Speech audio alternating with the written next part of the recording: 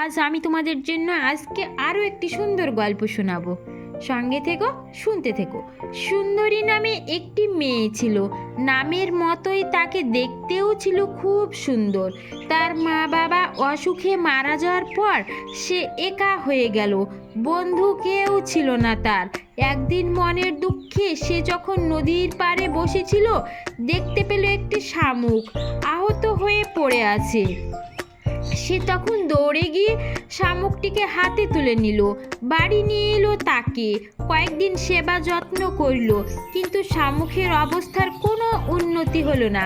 সে ধীরে ধীরে আরও অসুস্থ হতে থাকলো।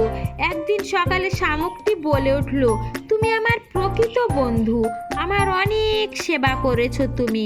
শুধু আমার শেষ ইচ্ছাটা রেখো, আমি মারা গেলে আমার দেহটা তোমার বাড়ির আঙিনায় পুঁতে দিও। এ কথা শেষ না হতেই শামুকটি মারা গেল। সুন্দরী দুঃখে খুব কাঁদলো।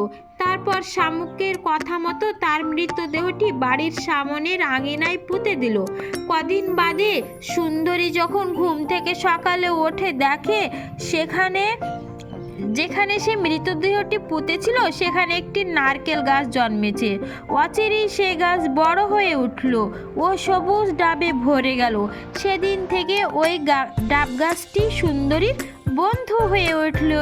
শোনারা, ভিডিওটি ভালো লাগলে লাইক আর একটি সাবস্ক্রাইব করে দিও, আবার নতুন গল্প পাওয়ার জন্য। ভালো থেকো, সুস্থ থেকো।